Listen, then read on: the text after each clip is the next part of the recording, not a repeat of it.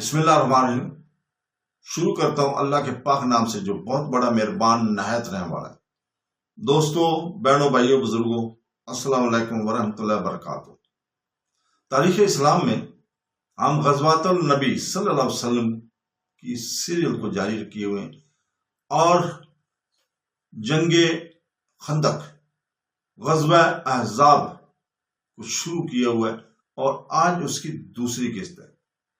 دوستو، بہنوں، بھائیوں، بزرگوں، معرکہ احد اور احزاب کے درمیان 7 فوجی حملے ہوئے جن میں مسلمانوں نے حملے میں پہل کی۔ اعراب، خصوصاً بخت کے اعراب نے مدینہ میں مسلمانوں پر حملہ کرنے کے بارے میں سب سے پہلے سوچا، اور جس بارے میں یہ سوچ رہے تھے اس کی تنفیذ کے لیے اکٹھ کرنے میں انہوں نے جلدی سے کام کیا، اور سب لوگوں سے زیادہ جرأت کرنے والے بھی یہی تھے۔ اور اکثر فوجی دستے جو مدینہ بھیجے وہ ان اعراب کے خلاف ہی بھیجے، اور وہ ان 6 فوجی دستوں کا ہدف تھے جن میں سے بعض کی کمان خود حضرت نبی کریم صلی اللہ علیہ وسلم نے کی۔ غزوہ احزاب اور قرنزیہ سے قبل یہود صرف ایک فوجی دستے سے معرض ہوئے، اور وہ دستہ مدینہ کے نواح میں بنی نذیر کی یہود کے خلاف مسلمانوں نے تیار کیا تھا، اور ان اعراب کے لوگ ضرب لگانے اور ان کے گھروں میں انہیں سزا دینے اور فیصلہ کن طریقہ پر ان کی خواہش کو روکنے میں شاید مدینہ کی کمان کی مدد اس بات نے کی کہ وہ مدینہ پر حملہ کرنے کی سوچ میں ایک محاذ نہ تھے، کیونکہ مدینہ پر حملہ کرنے کی سوچ کا باعث عقائدی اور سیاسی نہ تھا جو کسی طے شدہ منصوبے کے نتیجے میں حاصل ہوا تھا، بلکہ اس سوچ کا باعث لوٹ کھسوٹ اور قیدی بنانے کی رغبت تھا، جیسا کہ 10 صدیوں سے جنگوں میں ان کا قدیم دستور تھا۔ اور مدینہ پر حملہ کرنے سے ان کا مقصد اس پر قبضہ کرنا اور بالآخر مسلمانوں سے نجات پانا نہ تھا، جیسا کہ یہود اور مشرکین مکہ کا حال تھا جو مسلمانوں سے عقائدی اور سیاسی منصوبے کے مطابق جنگ کرتے تھے، جس کے اس غزوہ احزاب میں ہوا، جس کا منصوبہ یہود نے بنایا اور نجد کے بعض اعراب کو مالی لالچ دے کر اس میں اشتراک کرنے پر آمادہ کیا تھا۔ اس لیے مسلمانوں نے معرکہ احزاب سے قبل ان قبائل کو مارنے اور ان کی اکٹھ کے مقام سے انہیں برگندہ کرنے کی سخت پائی۔ ہر قبیلہ انفرادی طور پر 6 فوجی دستوں میں آیا جنہیں اسلامی فوج نے تیار کیا، اور وہ یہ تھے جن کا ہم اب ذکر کرتے ہیں۔ بنی اسد عرب کے خلاف مدنی فوج نے جو پہلا تادیبی دستہ تیار کیا وہ ایک جنگی گشتی پارٹی تھی جسے رسول پاک صلی اللہ علیہ وسلم نے منطقہ نجد میں قبیلہ بنی اسد کو ضرب لگانے کے لیے بھیجا۔ مدینہ کی کمان کو اپنی فوجی انٹیلیجنس سے اطلاع ملی کہ قبیلہ بنی اسد مشہور جنگجو طلحہ بن خویلد اور اس کے بھائی سلمہ کی کمان میں اکٹھ کر رہے ہیں، اور اس اکٹھ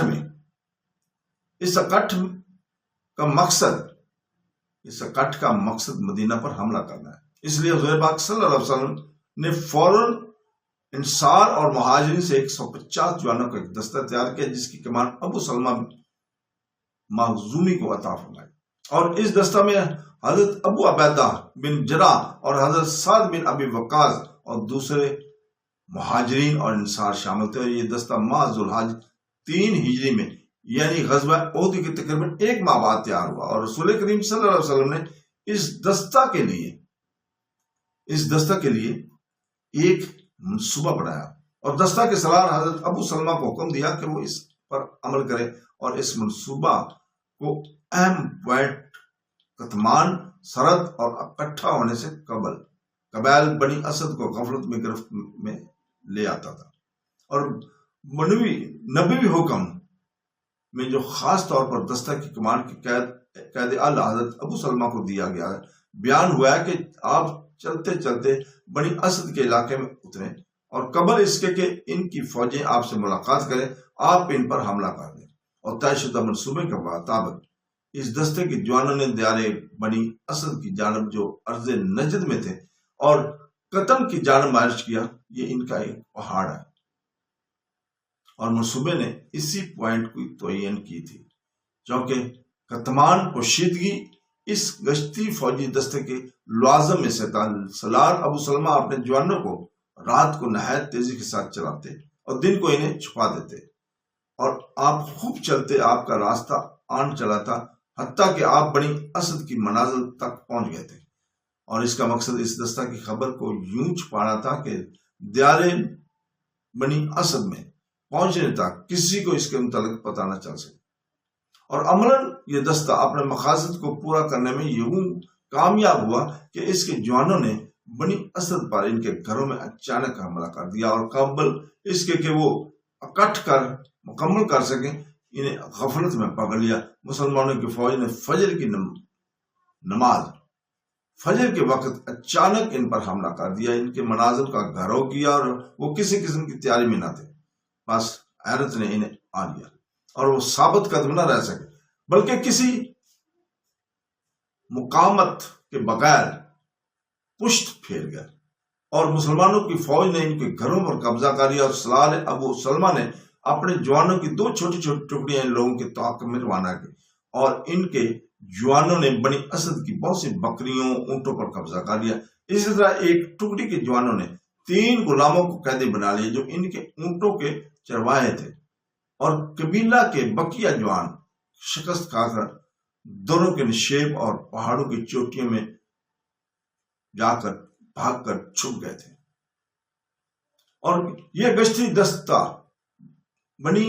اسد کی تعدیب کرنے اور غیر متوقع صورتحال میں، جس کو تصور بھی نہ کر سکتے تھے، انہیں مارنے کی اپنی مہم میں کامیاب ہوا، اور اس نے اپنے مقاصد کو پورا کر لیا۔ اور اس کے بعد سلار ابو سلمہ کامیاب اور کامران ہو کر واپس مدینہ پہنچے، اور اس گشتی دستے نے جو فوجی کارروائیاں کی ان میں 10-15 دن صرف ہوئے، اور پڑوسی قبائل کے دلوں میں جن کو مدینہ پر حملہ کرنے کی سوچتی رہتی تھی، اس کی کامیابی کا بڑا اثر ہوا، کیونکہ بنی اسد کا قبیلہ نجد کے بڑے طاقتور اور سخت طبیعت قبائل میں سے ایک سمجھا جاتا تھا، اور مسلمانوں کے اس قبیلے کو مارنے اور اس کی جمعیت کو اس سرات کے ساتھ پرگندہ کرنے میں کامیاب ہو جانا، اس کے لیے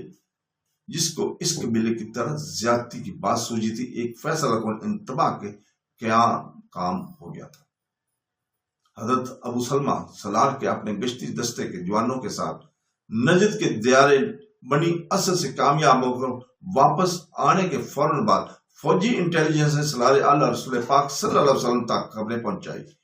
جو اس امر کا افادہ کرتے تھے کہ مشہور ہزلی سلار خالد بن سفیان کو مار کا عہد میں مسلمانوں کو پہنچنے والی اس مصیبت نے جرأت دلائی ہے، اور وہ دوسرا شخص ہے جس نے سب اور نہب کی غرض سے مدینہ پر حملہ کرنے کی خواہش کی ہے، اور وہ سامان تیار کر رہا ہے اور اس منطلقہ ارتا کے اعراب کو اکٹھا کر رہا ہے جو قبائل حزیل اور بنی الہیان سے ہیں، اور سب کے سب حجاز کے ان قبائل میں سے ہیں جو قبائل قریش کے پڑوس میں رہتے ہیں۔ رسول پاک صلی اللہ علیہ وسلم نے اپنے اصحاب میں سے ایک شخص کو فوراً ان دیار کی طرف معلومات حاصل کرنے اور اس بارے میں یقین حاصل کرنے کے لیے بھیجا کہ جو معلومات آپ کو ملی ہیں وہ درست ہے یا نہیں۔ پھر آپ نے اس خبر کی صحت کا یقین حاصل کرنے کے بعد اسے فوج کے سلار کو قتل کرنے کا حکم دے دیا، اس لیے کہ سلار کا قتل مدنی فوج پر ان دور دراز دیار تک فوجی حملہ کرنے کی ذمہ داری کو بڑھا دے گا، اور جس شخص کو اس مہم کی ذمہ داری اٹھانے کے لیے منتخب کیا گیا تھا وہ حضرت عبداللہ بن انیس الجہنمی تھے، اور میرا یقین ہے کہ اس انتخاب کا سب سے اہم سبب یہ ہے کہ حضرت عبداللہ بن انیس ان قبائل کے مقامات کی واقفیت میں ممتاز تھے، کیونکہ یہ قبائل آپ کی قوم جہنیہ کے پڑوس میں رہتے تھے، اور مزید کہ حضرت عبداللہ بن انیس عرب کے بہادروں میں شمار بھی ہوتے تھے۔ بس حضرت نبی کریم صلی اللہ علیہ وسلم نے آپ کو بلایا اور آپ کو دیار حزیل کی طرف جانے اور اس کے سلار خالد بن سفیان کو کسی بھی ذریعے سے قتل کرنے کا حکم دے دیا، چونکہ حضرت ابن انیس خالد بن سفیان کو شخصی طور پر نہیں جانتے تھے، اس لیے جب آپ کی جانب سے آپ کو روانگی کا حکم ملا تو آپ نے حضور پاک صلی اللہ علیہ وسلم سے گزارش کی کہ خالد کی علامت مجھے بتایا۔ آپ نے کہا یا رسول اللہ خالد کی علامت مجھے بتایا، تو آپ نے فرمایا جب تو اسے دیکھے گا تو اس سے ڈر جائے گا اور تو شیطان کو یاد کرے گا۔ حضرت عبداللہ نے بیان کیا ہے کہ میں جوانوں سے نہیں ڈرا کرتا تھا، اور حضرت ابن انیس نے اپنی مہم کو کامیاب بنانے کے لیے جو منصوبہ بنایا، اس کا ایک حصہ یہ تھا کہ آپ نے حضرت نبی کریم صلی اللہ علیہ وسلم سے بھیس بدلنے کی اجازت طلب کی۔ نیز یہ بھی ہے کہ آپ اسے تقاضائے امر کے مطابق اپنی مہم کو پورا کرنے کے لیے جھوٹ بولنے کی اجازت دیں، تو آپ نے اسے اجازت دے دی۔ اور محارم دشمن پر حملہ کرنے اور اسے دھوکہ دینے کے لیے جھوٹ بولنا اسلام میں مباح ہے۔ حضرت عبداللہ بن انیس دیار حزیل کے منطقہ ارتا کے اکٹھ کے مقام کی طرف جلدی سے روانہ ہو گئے، اور جب آپ ان دیار میں پہنچے تو آپ نے خبر کو درست پایا۔ تو دوستو یہیں پہ رکتے ہیں کل تک کے لیے، کل انشاءاللہ تعالی اس سے آگے بیان کریں گے اگلی قسط میں 3 نمبر میں۔ اللہ حافظ۔